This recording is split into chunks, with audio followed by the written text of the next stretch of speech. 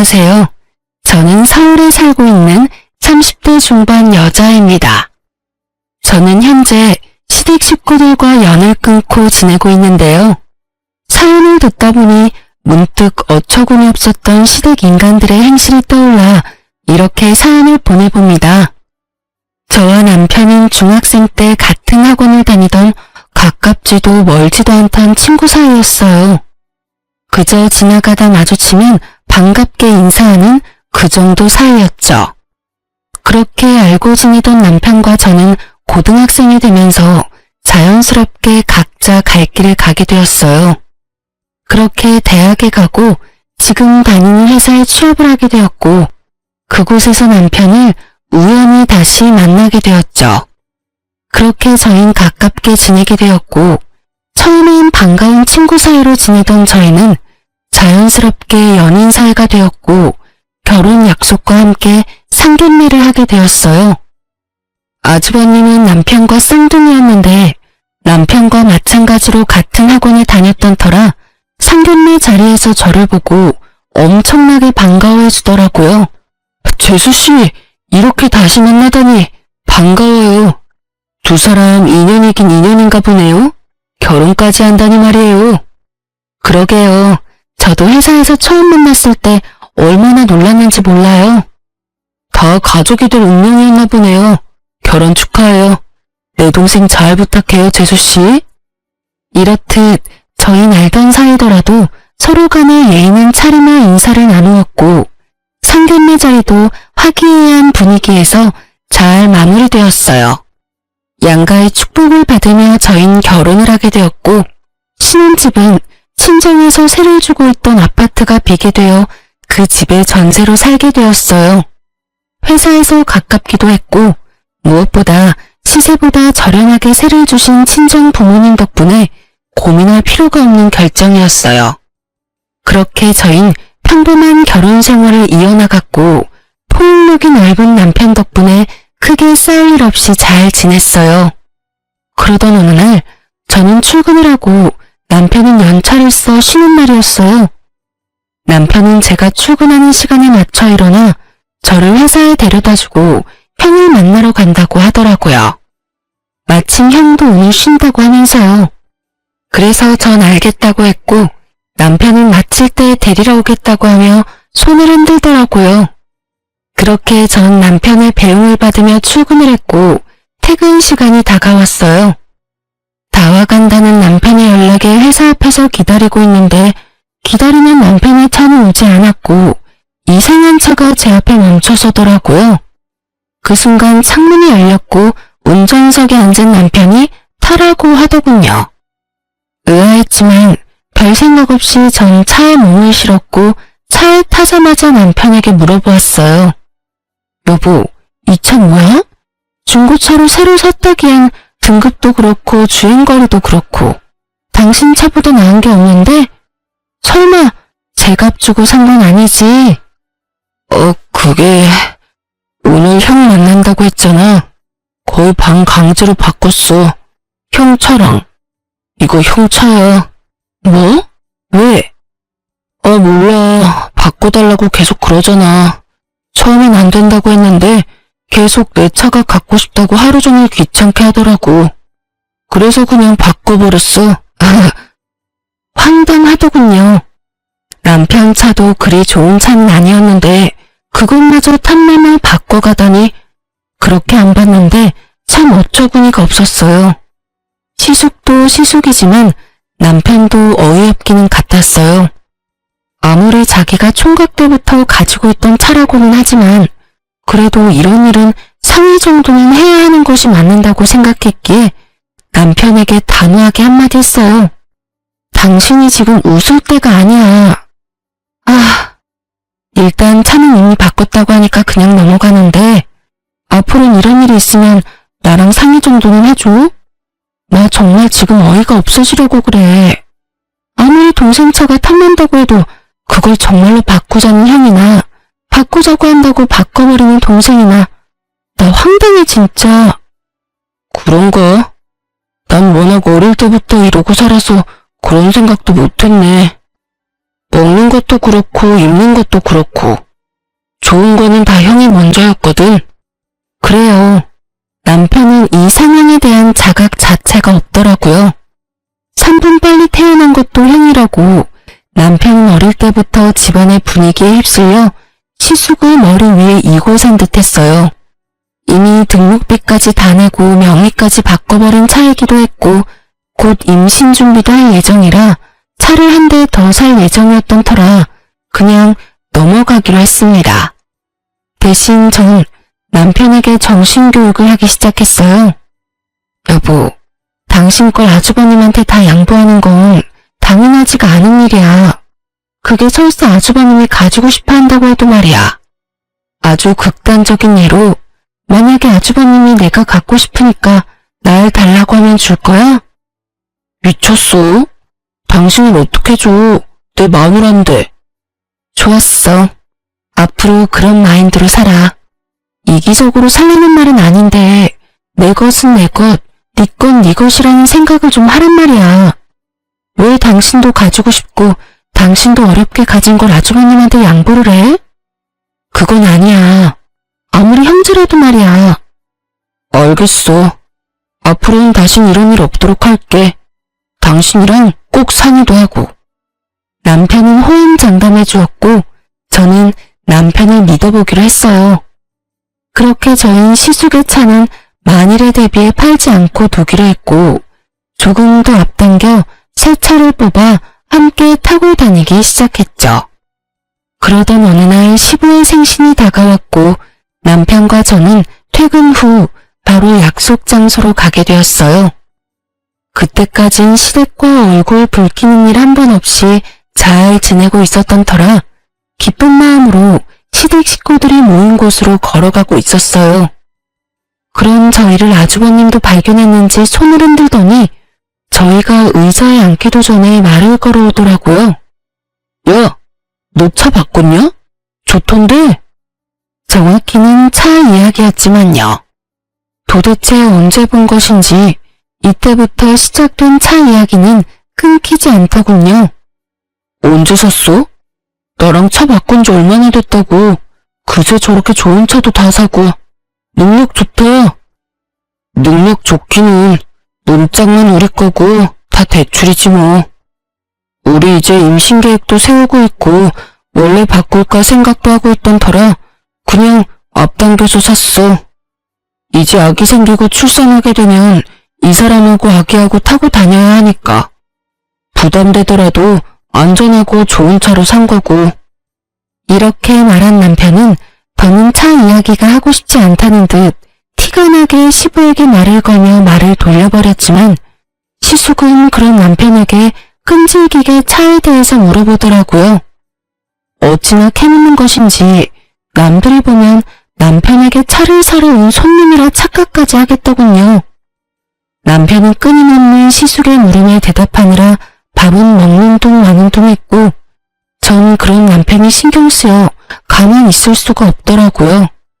사실 시숙의 차 이야기가 거슬리기도 했고요. 아주버님, 차 이야기는 이제 그만하시고 식사하세요. 음식 다 식겠어요. 당신도 얼른 먹어. 아까 회사에서부터 배고프다고 했잖아. 제 말에 시숙은 합주기가 되었고 시모는 사랑하는 장난말을 막은 저의 태도가 마음에 들지 않는지 연신 헛기침하더라고요. 그것도 저를 노려보다시피 하면서요. 시댁 식구들의 분위기를 보아하니 그간 남편이 어떻게 지냈는지 대충 알겠더라고요. 미쳐 날뛰는 시숙과 그런 시숙이라면 뭐든 다 잘한다 했을 시부 시모, 그리고 그 사이에서 뭐든 다 양보하며 살아온 남편까지. 전 시모가 노려보든 말든 남편을 챙겨주며 남편의 길을 살려주었고 저를 노려보던 시모도 이내 저에게서 시선을 거두고 시부와 시숙을 챙겨주더군요. 분위기가 티나게 확 가라앉았던 터라 이쯤에는 더는 차 이야기는 꺼내지 않겠지 했는데 시숙은 식사 자리가 끝나고 주차장을 가는 내내 저에게부터 차 이야기를 하더라고요. 저의 표정은 점점 굳어져만 갔고 남편은 해탈을 했는지 표정에서 그 어떠한 감정도 보이지 않더군요. 이윽고 우리 차 앞에 섰을 때 시숙의 입에선 어이없는 말들이 흘러나오더군요. 야, 차 키 좀 줘봐. 차 키는 왜? 승차가 못 던지 보게. 조심해서 탈 테니까 얼른 차 키 줘봐. 전 제 두 귀를 의심했어요. 차 키를 맡겨둔 것도 아니고 어쩜 저렇게도 당당하게 차 키를 달라고 하는 것인지 도무지 이해가 되지 않더라고요. 시숙도 시숙이었지만 더 어이없는 건 시부시모였어요. 시숙이 차 키를 달라고 하니 말리기는커녕 고개까지 끄덕이며 남편에게 차 키를 내놓으라고 하는데 헛웃음이 나려고 하더군요. 전 혹시나 남편이 바보같이 차 키라도 주면 어떻게 해야 하나 싶어 남편을 보았고 남편은 여전히 감정이라고는 없는 표정으로 말했습니다. 보험 때문에 안 돼. 이 차는 이 사람하고 나하고만 운전할 수 있다고. 그러면 먼저 가볼게. 나 피곤해서 얼른 가서 쉬어야겠어. 이렇게 말한 남편은 저를 후다닥 조수석에 태우더니 누가 막을 새도 없이 운전을 해서 그 자리를 빠져나와 버렸습니다. 그렇게 집으로 돌아온 남편은 밝게 웃으며 이렇게 말하더군요. 여보. 당신 말대로 했더니 속이 다 후련한 거 있지? 나 사실은 이때까지 살면서 좀 억울한 적도 있었는데 양보해야 한다고 워낙 그러니까 그게 맞는 줄 알았거든? 그런데 아니었나 봐. 속이 막 후련한 거 보니까. 사람 고쳐 쓰는 거 아니라고 했는데 이날 남편의 모습은 개선의 의지가 보였고 충분히 고쳐 쓸 수 있을 것 같더라고요. 그 믿음에 확신을 주게 된 계기는 생각보다 빨리 찾아오더군요. 시부 생신 이후 저의 태도에 큰 불만을 가지게 된 시모는 저에게 틈만 나면 연락하며 괴롭히기 시작하더라고요. 예, 어머님, 무슨 일이세요? 넌 무슨 말을 그렇게 하니? 꼭 무슨 일이 있어야지만 전화를 하니? 아니요, 그게 아니라 혹시나 무슨 일이 있나 싶어서요. 아무 일도 없다. 네가 생전 나한테 먼저 전화하는 일이 없으니 나라도 먼저 해야 하지 않겠니? 이렇게라도 하지 않으면 며느리 목소리도 있겠어. 어제도 그제도 저에게 전화해 30분이 넘는 시간 동안 잔소리를 한 것은 기억도 나지 않는 것인지 이런 식으로 말도 안 되는 트집을 잡아대기 시작하는데 미칠 지경이더라고요. 이 고난은 또 어떻게 헤쳐나가야 하나 고민이 깊어지던 어느 날 남편과 회사에서 이야기를 나누고 있는데 또 시모에게서 전화가 왔고 저의 표정은 점점 굳어져만 갔어요. 그 순간 남편은 묻지도 따지지도 않고 제 휴대전화를 가지고 가더니 전화를 대신 받더군요. 엄마, 집사람 회의 들어갔어. 무슨 일 있어? 아, 그냥 했다고? 난 또 회사에 있을 시간인 거 엄마도 뻔히 알 건데 전화 오길래 무슨 급한 일 있는가 싶어서 대신 받았더니 엄마, 앞으로는 급한 일이나 할 말 있으면 나한테 전화해. 집사람 요즘 회사에서 중요한 일 맡게 돼서 바빠. 알겠지? 그럼 끊어 엄마. 이러고 전화를 끊어버리는데 통쾌한 건 둘째치고 얼마나 든든했나 몰라요. 이렇게까지 제 편이 되어줄 거라고는 생각도 못했는데 시댁 복은 없었어도 남편 복은 있다는 생각이 들며 참 고맙더라고요. 그렇게 시모에게선 더는 연락이 오지 않았고 평범한 하루하루를 보내고 있었어요. 그러던 어느 날 시숙의 결혼 소식이 들려오며 상견례 날짜가 정해졌다며 집으로 오라고 하더군요. 날짜 정도는 전화로 말해주면 될 텐데 굳이 집으로 오라고 하니 조금 의아한 마음도 있긴 했지만 생각해보니 얼굴 뵌 지도 오래된 것 같아 좋은 마음으로 겸사겸사 시댁으로 가기로 했어요. 남편과 저는 함께 퇴근하고 시댁으로 향했고 시댁에 도착하니 왜인지 모르게 분위기가 무겁더라고요. 원래라면 너스레를 떨며 장난을 걸어와야 하는 시숙이 조용한 것도 그렇고 묘하게 제 눈치를 살피는 시부 시모도 그렇고요. 남편은 무언가 알지 않을까 하는 마음에 남편의 눈치를 살피니 남편 역시 아무것도 모르는 눈치더라고요. 그렇게 식사는 시작되었고 밥이 입으로 들어가는 것인지 코로 들어가는 것인지 알 수 없는 그야말로 체할 것만 같은 식사 자리가 계속되고 있었어요. 도대체 무슨 이야기를 하려고 그리도 눈알들을 바삐도 움직이는지 알 수는 없었지만 곤란한 부탁인 건 분명한 것 같아 전 애써 모르는 척하고 있으니 답답했던 시모가 운을 띄우기 시작하더군요. 이야기 들었지? 우리 상남이 드디어 결혼을 한다는구나. 상견례는 이번 달 마지막 주말에 하기로 했어. 그래요? 그러면 그날 시간 비워둘게요. 그나저나 좋으시겠어요, 어머님. 늘 아주버님 걱정하셨는데 이제 그 걱정은 안 하셔도 되겠네요? 그 걱정은 덜었는데 다른 걱정이 생겼지 뭐니. 어휴. 왜요? 무슨 일 있으세요? 그게 마땅한 집이 없지 뭐니? 집이 마음에 들면 돈이 없고 돈에 맞추니 집이 형편없고 그래서 요즘 고민이 깊어. 아, 그래서 다들 표정이 안 좋으셨구나. 그렇지 않아도 친구들 보니까 집 구할 때 다들 고민 많이 하더라고요. 한두 푼짜리도 아니고 급하게 생각하지 마시고 아직 시간 있으니까 천천히 알아보세요. 잘 알아보면 괜찮은 집도 꽤 있을 거예요. 그렇겠지? 그런데 너희 집은 어떠니? 살기가 괜찮니? 이때부터 무언가 이상함을 감지하기 시작했던 것 같아요. 심호하는 꼴이 꼭 시숙이 차 물어오던 꼴과 같아도 너무 똑같았으니까요. 그래도 설마 저희도 전세로 사는 집인데 눈독을 들이는 걸까 하는 생각이 들었고 그저 저희 아파트에 매물이 남는가 보다 하고 생각했어요. 그래서 전 최대한 솔직하게 말했습니다. 신축은 아니긴 하지만 주변에 상가들도 많고 교통편도 좋아요. 무엇보다 회사가 가까워서 저흰 만족하면서 살고 있어요. 제가 이렇게 말하자 시모는 갑자기 제 손을 꽉 잡고 눈을 반짝이며 속내를 드러내기 시작하더군요. 아가, 그래서 하는 말인데 그 집 우리 장남이 좀 살면 안 되겠니? 너희가 살고 있는 그 집 우리 장남한테 좀 양보해 주렴. 네? 그게 무슨 말이세요? 말 그대로야. 너희가 사는 집 우리 장남한테 좀 주렴. 어차피 그 집 너희 친정집이라고 했잖니. 네 친정의 자식이라고는 너 하나뿐이니 지금은 전세로 새들어 살고 있어도 언젠가는 다 네 것이잖니. 그러니 친정에다가 말 좀 잘해서 일찍 물려달라고 하고 그 집 물려받으면 네 신랑 명의로 해놓으렴. 그때부턴 우리가 다 알아서 하마.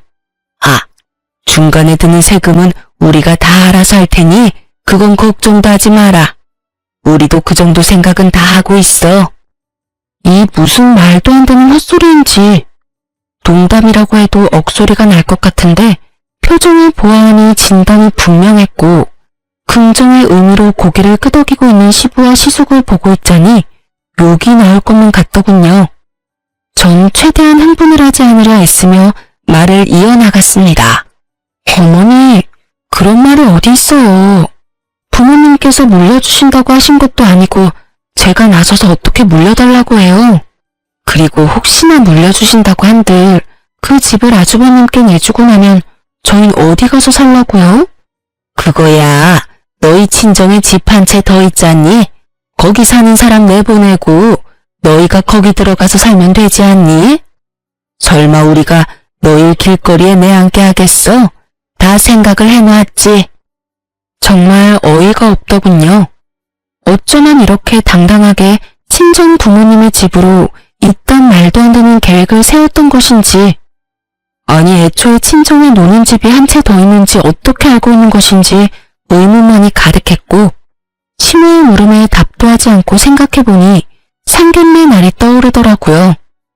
저희가 상견례를 할 당시 아빠가 한 채는 지금 세주고 있고 한 채는 곧 비니 저희 보고 들어가서 살라고 했던 말씀을 하셨고 시댁 식구들은 그 말을 이때껏 기억하고 있다가 이런 계획을 세운 듯 했어요.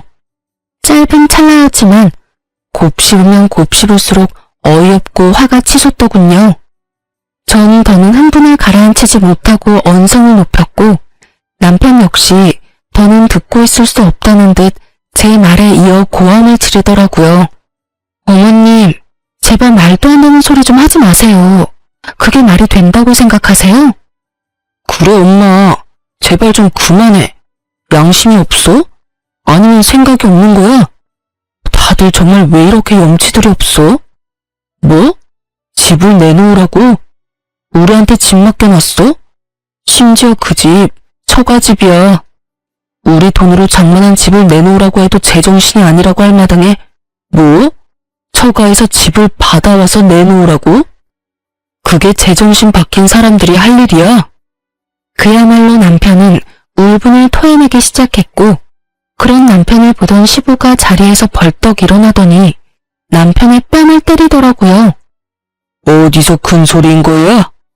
네 눈에는 부모는 보이지도 않는 거냐? 내가 널 이따위로 가르치든? 그럼 이 말도 안 되는 소리를 그냥 듣고만 있어야 했나요? 뭐가 그렇게 말도 안 된다는 말이냐? 우리도 다 생각해보고 내린 결론이야. 어차피 노는 집이고 어차피 너희가 물려받을 집인데 좀 일찍 물려받아서 네 형 결혼 선물로 집 한 채 주는 게 뭐 큰일이라고 이리도 큰 소리인 거야? 뭐가 그렇게 큰일이라고 하셨어요? 이게 큰일이 아니라고요? 그래. 너희가 눈 딱 감고 집만 받아오면 간단하게 해결될 일 아니냐? 저것도 말이라고 하는 것인지 참 대단한 인간들이라는 생각만 들더군요. 남편 역시 더는 말이 통하지 않는다고 생각했는지 제 손을 잡고 일어나며 단호하게 한마디 했어요. 전혀 간단하지 않고요. 저흰 절대 처가에서 집 받아올 생각도 없고 혹시나 집을 받게 되더라도 줄 생각은 전혀 없으니 콧물 캐지 말고 그 시간에 능력에 맞는 집이나 더 알아보세요. 아시겠어요? 이렇게 말한 남편은 대답은 들을 필요도 없고 더는 말 섞을 필요도 없다는 듯 저를 끌고 시댁에서 나와버렸습니다.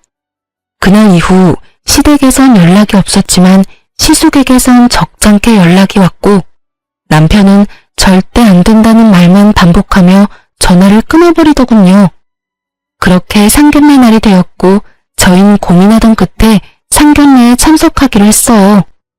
저희는 저희의 뜻을 분명히 밝혔고 아무리 상황이 이 지경이라도 형제가 있는 것을 뻔히 알 텐데 참석하지 않으려고 하니 마음이 불편해 많이 고민하고 내린 결정이었죠. 걱정이 많았던 상견례 자리는 저희 때와 마찬가지로 비교적 좋은 분위기로 이어지고 있었고 이런저런 이야기가 오가다 시숙의 예비 장모님께서 집 이야기를 꺼내더군요. 그건 그야말로 파국의 시작과도 같았죠. 혹시 집은 어떻게 하시기로 하셨나요?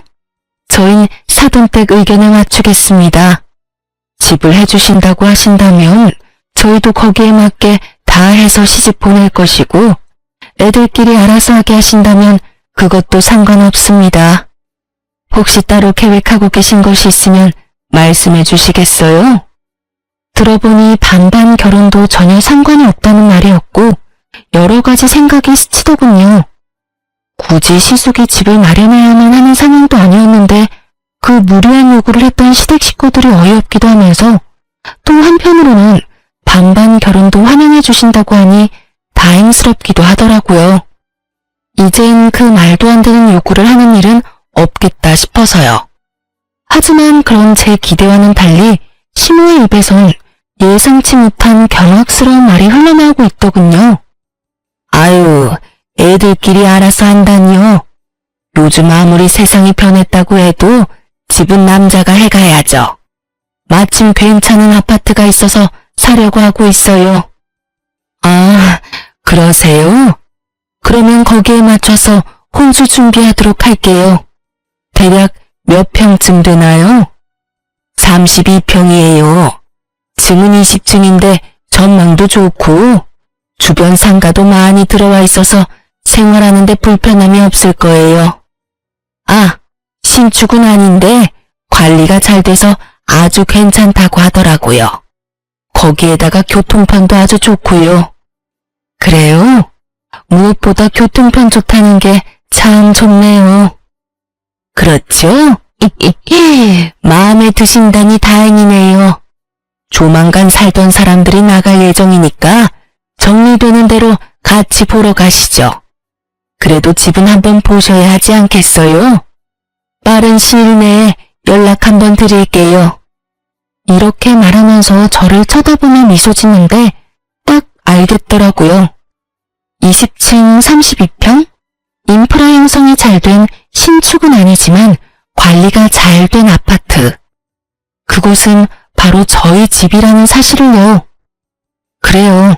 시모는 뻔뻔하게도 준다고 한 적도 없는 저희 집을 얼굴색 하나 변하지 않고 마련할 수 있다고 말하고 있었고 그 머릿속은 뻔했어요.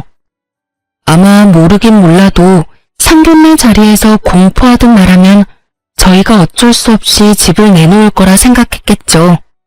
그 얼마나 어이없고 멍청하게 짝이 없는 생각인 줄도 모르고요.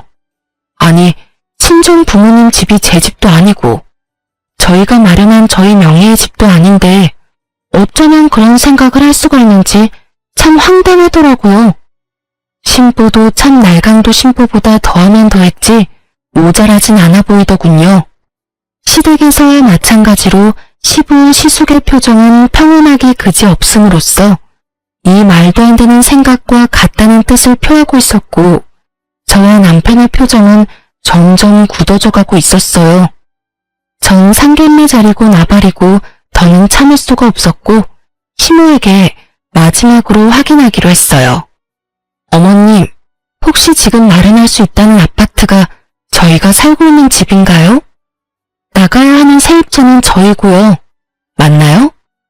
그래, 그때 다 이야기되지 않았니? 우린 충분히 다 설명했다고 생각하는데 할 말 있거든 집에 가서 이야기하자꾸나.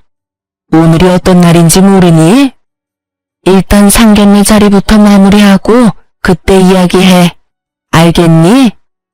당황하는 기색 하나 없이 뻔뻔하게 그지없는 얼굴로 딱 이렇게 말하는데 정말 헛웃음이 나며 눈앞이 캄캄해질 만큼 감당할 수 없는 화가 오르는 느낌을 받았어요.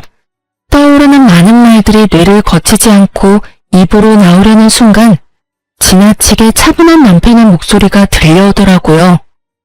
말씀 중에 죄송한데 제가 중요하게 꼭 드리고 싶은 말이 있네요, 사돈 어르신. 지금 저희 쪽에서 말하고 있는 그 아파트는 아마 마련하지 못할 겁니다. 그 집은 저희가 살고 있는 집인데 저희가 내어줄 생각이 전혀 없거든요. 아니, 내어드릴 수가 없다는 말이 더 맞겠네요. 그 아파트 저희 처가에서 저희가 좀 더 편안하게 결혼 생활하라고 저희에게 세주신 집입니다. 그런 집을 저희 부모님께서 며칠 전부터 계속 내놓으라고 생떼 아닌 생떼를 부리시네요. 남편의 말에 사돈댁에게선 아무 말 없이 표정이 굳어버렸고 그런 상황을 살피던 시모는 노발대발하며 남편을 핀잔하고 나서더군요. 아닙니다, 사돈. 다 오해예요. 넌 왜 그런 말을 하는 거야? 그리고 생떼? 그게 부모한테 할 말이야? 그럼 이걸 보고 생떼라고 그러지 달리 뭐라고 할 수 있겠어? 분명 안 된다고 했지. 처가에 집을 맡겨놓은 것도 아니고 형이 장가가는데 왜 우리가 처가댁에서 집을 받아와야 해? 그것도 주신다고 한 적도 없는 집을 말이야. 그런 걸 보고 날강도 심보라고 하는 거야, 엄마. 어때요, 사돈 어르신들? 제 말이 틀렸습니까? 저희 부모님께서 처가에 가서 집을 받아오라고 하더군요. 그것도 두 채나요. 한 채는 지금 저희가 사는 집인데 그 집엔 형이 들어가서 산다고 하고 한 채는 저희 보고 들어가서 살라고 하는데 이게 말이 되는 상황이라고 생각하십니까? 너 정말 그만하지 못해? 이 자리가 무슨 자리인지 잊었어? 네 형 결혼 망치려고 작정했니 너? 결혼 망치려고 작정한 사람은 내가 아니라 식구들이지. 어떻게 하나같이 그런 생각들을 해? 누구 하나 말리는 사람이 없냐고. 그때도 분명하게 말했는데 못 알아들을 것 같으니까 다시 한번 말해줄게. 우린 절대로 처가에 집 달라고 할 생각도 우리가 사는 집 내줄 생각도 없으니까 쓸데없는 꿈 꾸지 마. 알겠어? 내 부모, 내 형이지만 난 정말 이해가 안 된다. 어쩌면 이리도 뻔뻔하게 이런 생각, 이런 말을 할 수가 있는지 말이야. 개판 5분 전. 딱 이 말에 어울리는 분위기가 되고 눈알이 튀어나오게 남편을 놀아보며 씩씩거리는 시부시모와 자신의 예비처가 식구들의 눈치를 살피는 시숙. 그리고 여전히 평온하기 그지없는 남편 사이에 무거운 정막만이 흐르던 그때 시숙이 입을 열더군요. 너 왜 이렇게 변했어? 너 원래는 이렇지 않았잖아. 다 잊었냐? 네가 가진 건 다 내 거라는 걸. 너 역시 그걸 당연하게 생각하고 이때껏 나한테 다 양보하며 그렇게 살았잖아, 너. 그런데 왜 이제 와서 이러는 거야? 그깟 집 좀 주면 되는 건데. 어차피 네 집도 아니고 처가에 그냥 받아오면 되는 건데 그것도 못 해줘? 자동차는 국말 없이 넘겨놓고 왜 집은 안 되냐고. 이 무슨 제 무덤 스스로 파는 짓거리인지. 시숙은 친절하게도 자신이 얼마나 파렴치하고 상식 이하의 인간인지 스스로 증명하고 있었고 형님이 될 뻔했던 여자의 표정은 실시간으로 썩어가고 있더라고요. 여자의 표정은 보이지도 않는 것인지 시숙의 말도 안 되는 생떼는 계속되고 있었고 그런 시숙의 말을 듣고만 있던 남편은 긴 한숨을 쉬더니 말하더군요. 그래. 나 이때까진 그렇게 살았어. 그게 맞는다고 생각했으니까. 그래, 그게 맞는 거야. 그러니까 이때까지 살던 대로 살아 그냥. 알겠어? 아니, 이제 그게 틀린 거라는 걸 알았어. 그러니까 이제 그렇게 살진 않을 거야. 차 이야기했지? 그깟 차 정도야 형이니까 충분히 바꿀 수 있다고 생각했어. 사실 가격 차이도 크게 나지 않았고 내 돈으로 산 내 차이기도 했으니까. 가족끼리 그 정도는 충분히 해줄 수 있다고 생각했다고. 하지만 집은 엄연히 달라. 그 집은 내 집도 아니고 내 돈은 10원짜리 하나 들어가지 않았으니까. 정 그 집이 탐나면 형이 사. 살 돈이 없으면 전셋값이라도 내고 살아. 그 정도는 내가 장인어른한테 잘 이야기해 볼 테니까 말이야. 단 우리가 사는 가격대는 꿈도 꾸지 말고 시세대로 내고 들어와서 살아. 알겠어? 남편은 오목조목 흥분 하나 하지 않고 말하더라고요. 그 모습을 지켜보고 있는데 든든하기도 하고 통쾌하기도 해서 10년 묵은 채증이 쑥 내려가는 기분마저 들더군요. 이런 제 심정과는 달리 아무 말 하지 않고 있던 시부가 머리 끝까지 화가 나는지 막말을 쏟아내기 시작했어요. 너 이 새끼야, 지금 뭐 하는 짓이야? 네가 제정신인 거야? 이 자리가 어떤 자리인데 여기서 그딴 말을 짓거리는 게야? 그냥 알겠다고 하고 좋게 넘어가도 될 문제를 굳이 이렇게까지 만들어야 속이 시원해? 그때 이 아비한테 한 대 맞고도 정신을 못 차렸구나. 이 쓰레기 같은 놈, 부모 형제한테 이딴 식으로 굴고 네가 잘 될 것 같아? 이렇게 막장 드라마와도 같은 상황은 절정을 향해 달려가고 있었고 내내 말 한마디 없이 지켜만 보고 있던 여자가 자리에서 일어나더니 시숙을 쏘아보며 말하더군요. 와, 진짜 가지가지한다. 당신이나 당신 부모님들이나 다 정상이 아니구나. 난 진짜 이해가 안 돼서 그러는데 지금 본인들이 얼마나 말도 안 되고 상식 밖의 요구를 하고 있는지 정말 몰라? 아, 됐다 됐어. 이제 와서 그게 뭐가 중요하겠어. 그냥 우리 파혼하자. 결혼 없던 일로 해. 여자의 말이 끝나자마자 참고 있던 여자의 부모님들은 말 섞을 가치도 없다는 듯 자리를 떠나버렸고 여자도 나가려는 순간 시숙이 무릎까지 꿇고 앉아 여자를 붙잡고 애원을 하기 시작하더군요. 자기야, 왜 이래? 파혼이라니. 결혼을 하지 말자니. 우리 사랑하잖아. 그런데 어떻게 헤어져서 살아? 응? 그러지 말고 다시 생각해. 당신도 나 없이는 못 산다고 결혼하자고 했었잖아. 사랑? 당신 없이 못 살아? 그건 그때고 지금은 달라졌어. 그땐 당신이 이렇게까지 파렴치한 인간인지 몰랐을 때 말이고 지금은 당신이 얼마나 인간 이하의 생각을 가지고 있는지 다 알아버렸거든.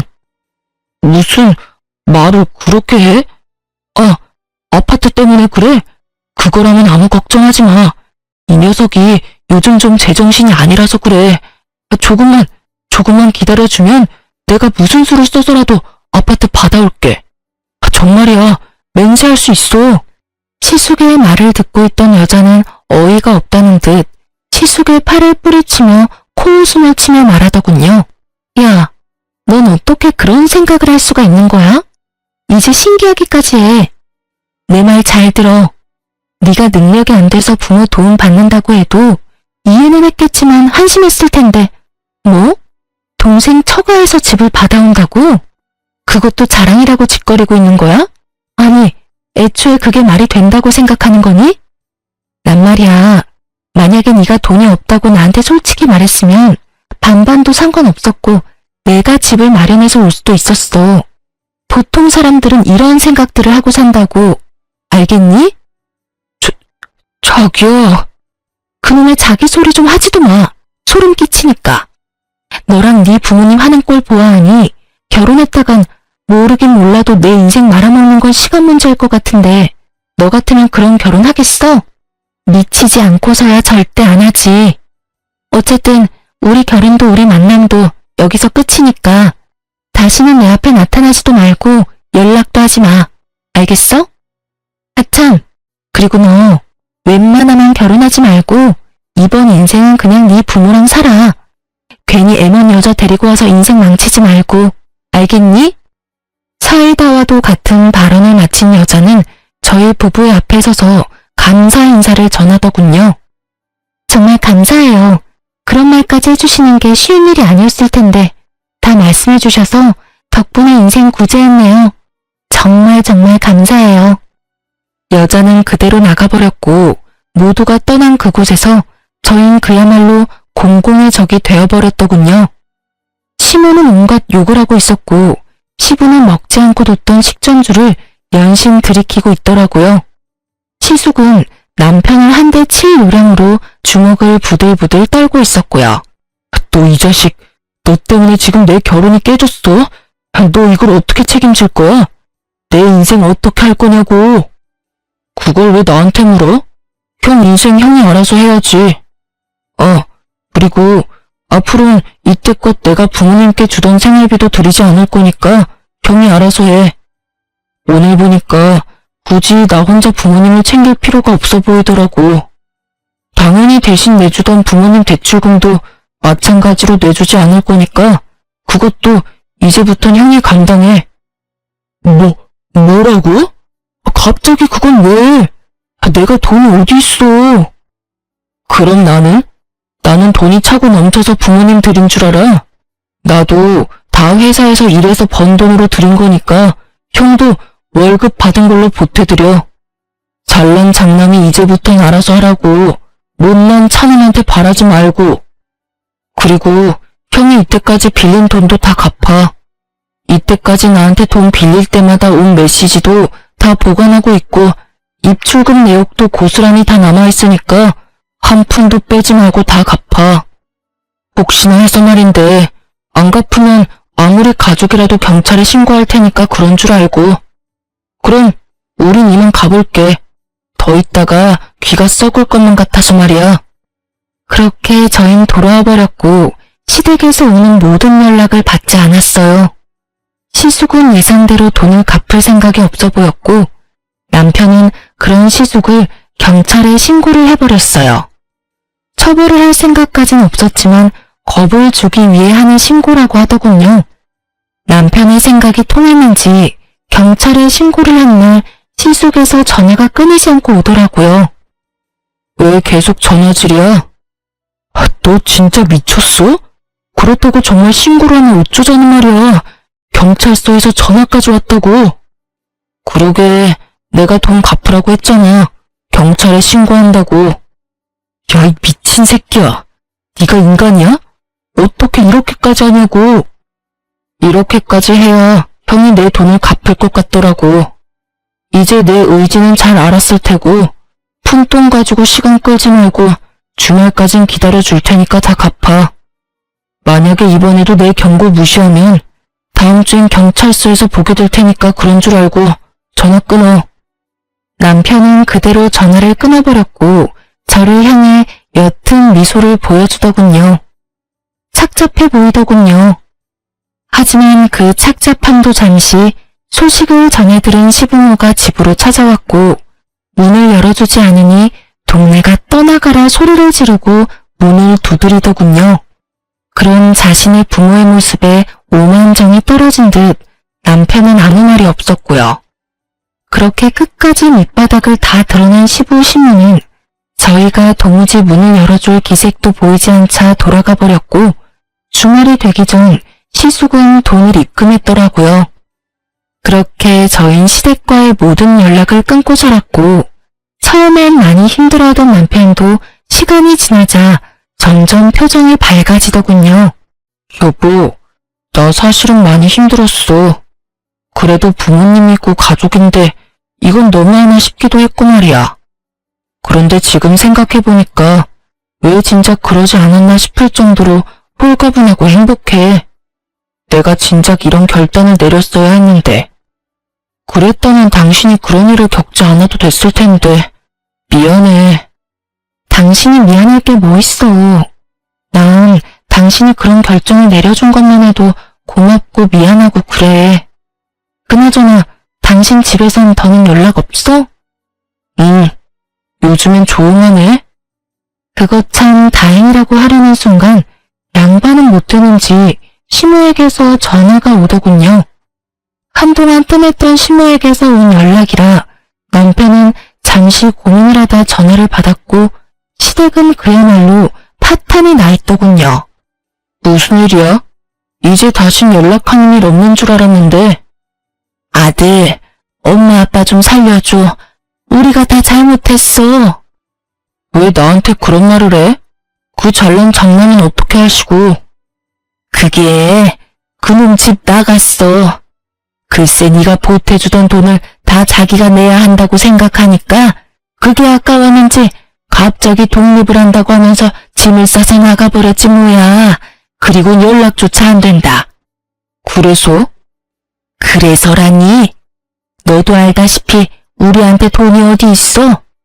이 집 마련하느라 그나마 있던 돈도 다 쓰고 집 대출금만 남은 거 너도 알잖니? 이제 와서 일을 할 수도 없는 노릇이고. 그래서 하는 말인데 예전처럼 돈 좀 도와주면 안 되겠니? 앞으론 다른 건 바라지도 않으마. 그저 네 부모 생활만 할 수 있게 좀 도와주렴. 엄마, 잘 들어? 앞으로 나 우리 식구들이랑 연 끊고 살 거야. 자식으로서의 도리는 충분히 있다고 생각하고 있지만 상황이 이러니 형한테 돌려받은 돈 엄마 줄 테니까 급한 불 붙었고 그게 내가 엄마한테 마지막으로 해주는 도리니까 그런 줄 알고 앞으로 연락도 하지 말고 찾아오지도 마. 너 정말 대단한 놈이구나. 어떻게 부모한테 이렇게까지 해?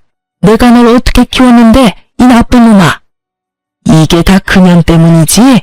네 마누라가 다 시켰지? 넌 그년이랑 결혼하기 전까진 이러지 않았어. 않았다고. 넌 부모보다 여자가 더 중요하니? 그딴 년이랑 당장 이혼해라. 당장 이혼하란 말이야. 시모의 절규 섞인 고함이 들려오고 남편은 아무런 대꾸도 하지 않고 전화를 끊어버리고선 시댁 식구들의 번호를 다 차단해버리더군요. 저 역시 다 차단해버렸고요. 그렇게 저흰 시댁과의 연을 끊어버렸고 시댁 소식은 평소 남편을 많이 아껴주시던 작은 어머님을 통해 듣게 되었어요. 잘 지내니? 네, 작은 엄마. 잘 지내시죠? 그런데 무슨 일로 전화를 다 주셨어요? 이야기 다 들었어. 가족들이랑 연 끊었다며? 네, 어쩌다 보니 그렇게 됐어요. 그래. 너처럼 바보같이 순하던 애가 그렇게까지 한 데에는 다 이유가 있겠지. 다들 잘 지내시죠? 잘 지낸다고? 잘 지내기보단 드디어 정신 차리고 살고 있지. 너하고 연락도 끊기고 돈 나올 구멍이 없으니까 글쎄 네 부모들이 네 형 회사에 찾아갔다고 하더구나. 회사 앞에서 자리 퍼질고 앉아서 울고불고 하니까 사람들 몰려서 구경하고 난리였나 봐. 그 사람 많은 회사 앞에서 네 형이랑 네 부모랑 큰 실랑이가 일어나고 네 형이 결국 네 부모님들을 내팽개치다시피 하고 도망쳤다고 하더구나. 그러니 어떻게 됐겠어? 입 달린 것들은 다 한마디씩 하고 부모 버린 자식이라고 회사의 소문이 파다하게 다 퍼졌을 거야. 네 부모님들은 처음엔 나한테 전화가 와서 두 아들 다 나쁜 놈이라고 하면서 하소연을 하더니 돈 좀 빌려달라지 뭐니. 나라고 뭐 돈이 있겠니? 아니, 있다고 해도 안 빌려주지. 그래서 없다고 했더니 그 자랑자랑하던 집 팔고 작은 집으로 이사했다고 하더라. 그 덕에 빚은 대충 다 갚은 것 같던데 생활비가 없으니 소일거리라도 하면서 근근히 생활하고 있나 봐. 그러니 이제라도 정신 제대로 차린 거 아니겠어? 제가 참 뭐라고 해야 할지 모르겠네요. 저 역시 부모 버린 건 마찬가지니까요. 그런 말 하지 마라. 내가 말했지? 너 같은 애가 그렇게까지 했을 땐 다 그만한 이유가 있을 거라고. 내가 처음 시집 왔을 때 네가 3살이었어. 넌 그때부터 몇 분 일찍 태어난 형도 형이라고 얼마나 눈치를 살피던지. 그 어린 게 뭘 안다고 그렇게 했겠어?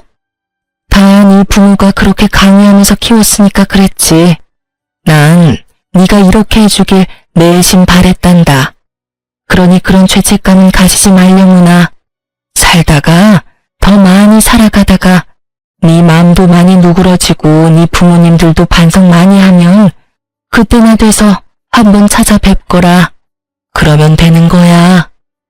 그렇게 말씀해 주셔서 감사해요. 그래. 이런 말하기 그렇지만 이제라도 연 잘 끊었다. 이제부턴 네 가정 잘 꾸리고 살아가. 이제 네 가족은 네 집사람이니까 행복하게 해주렴. 네, 작은 어머니. 작은 어머님의 위로를 받은 남편은 한결 더 편안해 보였고 그 소식을 마지막으로 저희 시댁 소식을 들을 수가 없었어요. 저흰 잘 살고 있어요. 집도 회사에서 더 가까운 곳으로 이사를 했고 전화번호도 바꿔버렸죠.